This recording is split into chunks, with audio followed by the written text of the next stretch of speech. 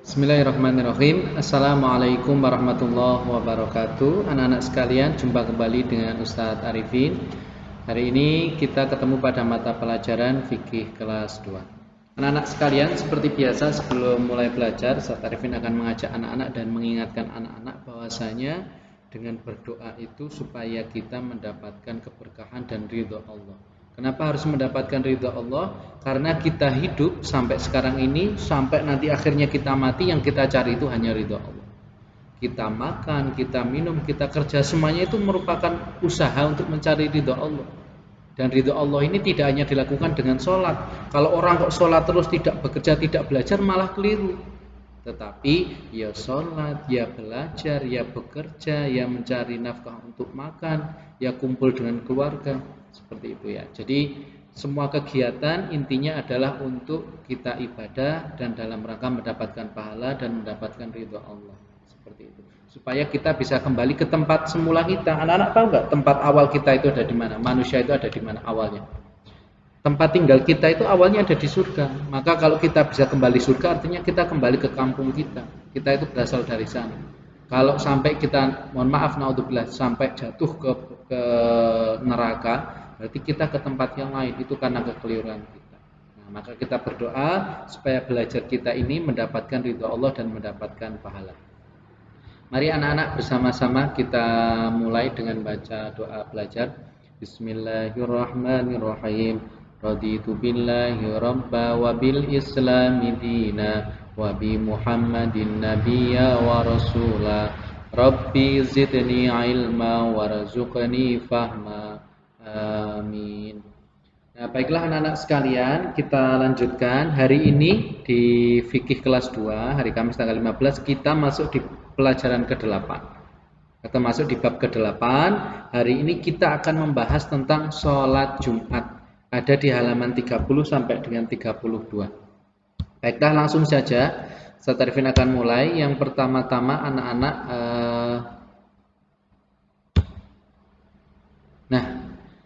sholat Jumat, anak-anak bisa lihat di layar ada sebuah contoh kegiatan sholat Jumat yang sedang berlangsung di Makkah, di Arab, di kota Makkah, tepatnya di Masjidil Haram. Masjidil Haram itu lingkungan Ka'bah, jadi Ka'bah itu di tengah-tengah, sekitarnya adalah Masjidil Haram. Anak-anak bisa lihat berbagai orang berkumpul bersama di waktu yang sama, yaitu zuhur, melaksanakan ibadah sholat Jumat. Nah, di mana ibadahnya ini mereka sedang melakukan sholat 2 rakaat ketika Jumat. Ada khutbah dan lain sebagainya, nanti Ustaz Arifin jelaskan. Tapi ini adalah salah satu kegiatan mereka sedang melaksanakan sholat Jumat. Ini gambarnya saya ambil dari internet. Anak-anak bisa lihat orang-orang berkumpul membentuk lingkaran menghadap ke arah kiblat, ke Ka'bah semuanya. Nah, yang dari sini menghadap ke sini, yang dari timur menghadap ke barat, yang dari barat ke timur, yang utara ke selatan, selatan ke utara, semuanya melingkar ke satu titik. Ini kiblatnya orang Islam. Nah, kalau di Indonesia, masjid itu ada di sebelah timurnya Ka'bah, berarti kita kurang lebih menghadap ke barat, agak beberapa derajat miring ke kanan.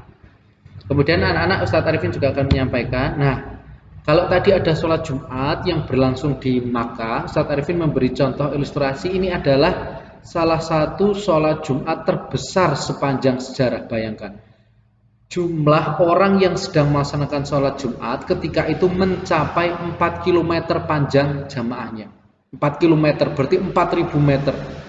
Bayangkan, mungkin dari sini sampai dengan Artos itu belum ada 4 km. Ini jamaahnya mundur ke belakang sampai sangat panjang.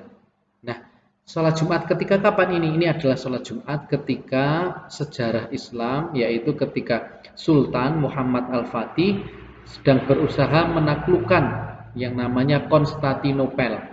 Nah, yang mana sekarang daerahnya disebut dengan Istanbul, Turki. Sekarang namanya Turki. Dulu namanya Konstantinopel, dipimpin oleh raja yang raja kafir, kemudian orang Islam merebut tempatnya untuk dimakmurkan. Nah, sebenarnya untuk dimakmurkan. Jadi orang Islam itu melakukan perluasan wilayah untuk memakmurkan dan untuk dakwah, menyebarkan agama yang benar. Nah, seperti itu. Itu adalah salah satu kejadian yang mana nanti Ustaz Arifin juga akan membahas hal-hal lain. Jadi Muhammad Al-Fatih ini menaklukkan Konstantinopel, yang mana Konstantinopel ketika itu dikatakan oleh orang-orang seluruh dunia nggak mungkin bisa dikalahkan. Saking besarnya dinding pembatas, saking kuatnya pasukan ketika itu, tapi dengan izin Allah Muhammad Al-Fatih bisa mengalahkan mereka. Nah, kemudian ada juga peristiwa penting yaitu ini. Anak-anak lihat gambarnya sangat indah sekali ya. Ini adalah salah satu bangunan yang ada di Konstantinopel kala itu, yang mana sekarang di kota Istanbul di negara Turki. Ini adalah salah satu bangunan yang namanya adalah Hagia Sophia. Nah, Hagia Sophia ini adalah bangunan di Turki, yang mana bangunan ini sekarang digunakan sebagai bangunan masjid. Tetapi dahulu itu digunakan sebagai museum. Nanti Ustadz Arifin ceritakan sejarahnya. Ustadz Arifin akan berikan beberapa contoh gambarnya yang ada di sana. Ini merupakan bangunan yang hasil dari penaklukan Konstantinopel. Jadi Muhammad Al-Fatih itu setelah menaklukkan Konstantinopel, kemudian tempat ini dijadikan sebagai tempat ibadah, sebagai masjid. Tuh, gambarnya luar biasa indah, dan anak-anak kalau lihat bagian dalam dari masjid ini luar biasa, sangat megah sekali dan sangat besar. Ini bagian dalam. Nah, anak-anak sekalian, itu tadi pengantar tentang sholat Jumat. Ada salah satu sholat Jumat yang sangat luar biasa, yaitu ketika Sultan Muhammad Al-Fatih melangsungkan peperangan ketika menaklukkan Konstantinopel. Nah, ketika menaklukkan Konstantinopel itu. Jadi ketika itu hari Jumat dan Muhammad Al-Fatih melaksanakan sholat Jumat bersama seluruh pasukannya. Nah, itu adalah salah satu kejadian sejarah, dan ini nama masjidnya adalah Hagia Sophia. Nanti Ustadz Arifin akan ada gambar-gambar lain insya Allah. Nah, anak-anak sekalian, kita mulai masuk di sholat Jumat ya. Jadi sholat Jumat itu adalah ibadah yang dikerjakan pada waktu zuhur. Ya, jadi sholat Jumat itu dikerjakan pada waktu zuhur dan pada hari Jumat, di mana hari Jumat ini merupakan hari yang istimewa dalam hari-hari Islam. Kenapa? Hari Jumat itu sebagai termasuk hari raya mingguan.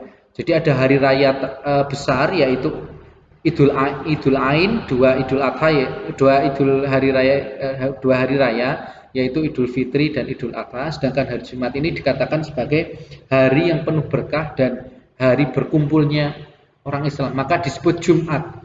Artinya bisa dikatakan dari bahasa jamaah, kumpul, jamaah. Jadi Jumat ini merupakan hari berkumpulnya orang-orang Islam. Anak-anak bisa saksikan ketika hari Jumat jam 12 biasanya jalanan sepi, orang-orang semua berada di masjid untuk melaksanakan sholat Jumat. Kemudian sholat Jumat ini wajib dilaksanakan bagi laki-laki. Maka anak-anak sekalian kelas 2 yang merasa laki-laki wajib untuk melaksanakan sholat Jumat. Ya, jadi mulai dilatih dari sekarang, dari kelas 2 untuk tertib melaksanakan sholat Jumat, jangan sampai ketinggalan. Kemudian juga ada azan dan iqomah. Jadi ketika sholat Jumat itu ada azan dan iqomah, tetapi azannya 1 kali. Jadi ada yang melaksanakan azan 2 kali, tapi yang dibetulkan menurut fikih dalam Muhammadiyah itu adanya 1 kali. Kemudian juga ada khutbah. Khutbahnya 2 kali, khutbah pertama dan khutbah kedua. Khutbah ini dibacakan oleh seorang yang namanya khotib. Jadi ketika sholat Jumat ini bagi perempuan yang belum pernah melaksanakan, kalau ingin tahu sholat Jumat itu sebelum kita sholat 2 rakaat, kita ada azan, kemudian kita duduk, kita mendengarkan khutbah. Di mana khutbah itu isinya adalah nasihat, isinya ceramah, isinya ajakan kebaikan untuk mendekatkan diri kepada Allah. Nama orang yang membacakan khutbah namanya adalah khatib. Kemudian setelah melaksanakan khutbah, kita imam bersama para jamaah akan melaksanakan sholat 2 rakaat, namanya sholat Jumat. Sholat 2 rakaat dengan 1 kali tahiyat akhir. Nah, itu tentang sholat Jumat. Kemudian anak-anak sekalian, untuk pertemuan kita, jadi pelajaran 8 ini sudah termasuk pelajaran yang akhir. Kita tinggal ada 1 bab lagi, yaitu pelajaran 9 tentang sholat hari raya di halaman 37. Nah, untuk pertemuan hari ini, pelajaran 8 insya Allah akan Ustadz Arifin bagi menjadi 2 pertemuan. Pertemuan pertama hari ini kita membahas tentang sholat Jumat secara umum. Pertemuan besok, pertemuan minggu depan, kita akan membahas tentang adab-adab dalam melaksanakan sholat Jumat termasuk memakai wangian, kemudian jalan ke masjid lewat mana sunahnya, kemudian mandi dulu, kemudian ada sunah-sunah baca sholawat, baca al-kahfi, insya Allah akan kita bahas di pertemuan mendatang. Hari ini Ustaz Arifin sampaikan pentingnya adalah salah satunya Ustaz Arifin akan menekankan bahwasanya peristiwa sejarah seperti Muhammad Al-Fatih dalam melaksanakan sholat Jumat itu merupakan contoh kesuksesan seorang muslim dalam dia beraktivitas. Jadi insya Allah segala aktivitas kita kalau diniatkan untuk ibadah itu mesti akan mendapatkan kemudahan dari Allah.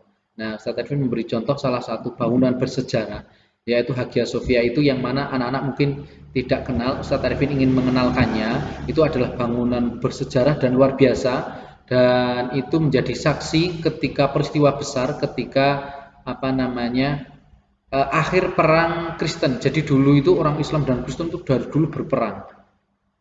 Ada namanya istilah khusus itu perang salib. Jadi itu peristiwa Muhammad Al-Fatih itu adalah akhir dari perang salib, yaitu perang salib antara orang Islam dan Kristen itu bergantian menang kalah, tapi diakhiri dengan perang Muhammad Al-Fatih itu.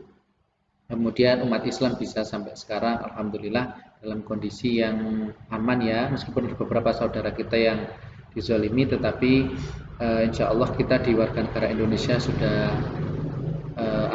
kondisi aman, bisa melaksanakan ibadah, bisa melaksanakan berbagai aktivitas keagamaan dengan aman. Tapi kita juga punya kewajiban untuk mendoakan mereka. Sehingga Ustaz Arifin menekankan bahwasanya anak-anak perlu mengenal sejarah, termasuk salah satunya adalah Hagia Sophia. Jadi Hagia Sophia ini belum lama ini, tanggal 24 Juli, itu difungsikan sebagai masjid kembali. Yang mana dahulu, jadi pada awalnya peristiwanya ini, Muhammad Al-Fatih menaklukkan Konstantinopel, satu. Kemudian Hagia Sophia itu digunakan sebagai masjid yang besar dan bersejarah. Kemudian peristiwa kedua itu ada seorang namanya Mustafa Kemal Atatürk, itu pendiri negara Turki Republik. Jadi dulu itu negara khilafah, itu Ottoman namanya. Kemudian sekarang menjadi negara Republik, itu nama negaranya kan negara Turki. Kemudian Masjid Hagia Sophia ini tidak digunakan sebagai masjid, tapi digunakan sebagai museum malahan. Sehingga orang-orang masuk ke sana menggunakan sepatu, ke sana hanya untuk berfoto-foto, tidak digunakan untuk ibadah. Sehingga pada 24 Juli kemarin, 24 Juli tahun 2020, ada seorang presiden Turki yang namanya Recep Tayyip Erdogan, terkenal sebagai Erdogan, itu dia membuat kebijakan bahwasannya memfungsikan kembali Masjid Hagia Sophia sebagai masjidnya orang Islam. Ini suatu luar biasa.